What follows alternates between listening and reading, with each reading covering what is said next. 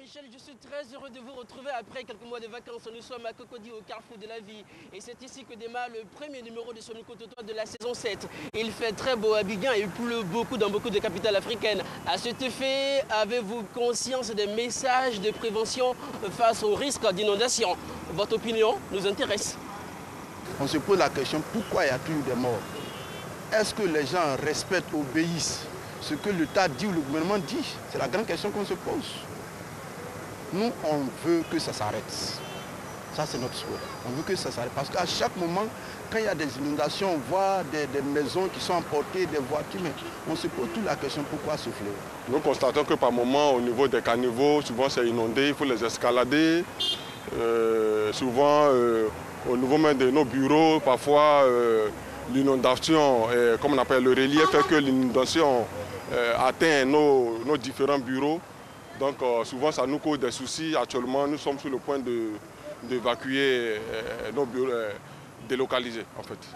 Donc c'est un peu triste, mais en même temps, s'il y a l'opportunité de lancer un appel au gouvernement, à l'État surtout, pour voir un peu ces secteurs, pour assainir un peu au niveau de l'urbanisme. Les réseaux mobiles envoient des messages pour prévenir la population lorsqu'il doit pleuvoir et qu'il va y avoir de fortes pluies. On envoie des messages pour sensibiliser la population afin que ceux qui sont dans les zones à risque déménagent. Parce qu'on ne sait jamais, on peut être dans cette situation. Ça peut être nous comme ça peut être d'autres personnes aussi.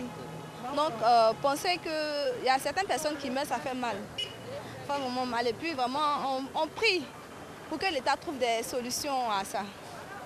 Parce que c'est vraiment pas facile de voir la population mourir comme ça dans de l'eau. On fait assez. D'ici 10 ans de cela, si c'était comme ça allait faire plus de dégâts que ça. Sinon, le gouvernement a travaillé, c'est vrai que ça a diminué les dégâts matériels et humains. Mais on a fait plus d'efforts encore. On n'a pas de la pluie. Mais on n'y peut rien contre la volonté de Dieu. Puisque la pluie, c'est Dieu qui fait descendre la pluie. Vous voyez? Donc, bon, on doit avoir toujours peur de la pluie. Et puis on doit avoir crainte de ceux qui sont peut-être dans les zones comme la risquée là. Bien sûr que oui, mon cœur saigne. Parce que je me dis que pour quelqu'un qui a travaillé toute une vie, qui a sa maison et aujourd'hui sa maison est inondée, elle ne sait où partir, donc je compatis à sa douleur. Il y a des comportements parce qu'au niveau des caniveaux, aujourd'hui nous ne prenons pas soin de nos caniveaux, puisque les gens bouchent les caniveaux et quand tout ça est bouché, automatiquement quand il y a une pluie qui est inondée et les terrains que les gens vendent aujourd'hui, ils vendent des terrains à telle enseigne que c'est la route que l'eau doit y passer pour évacuer.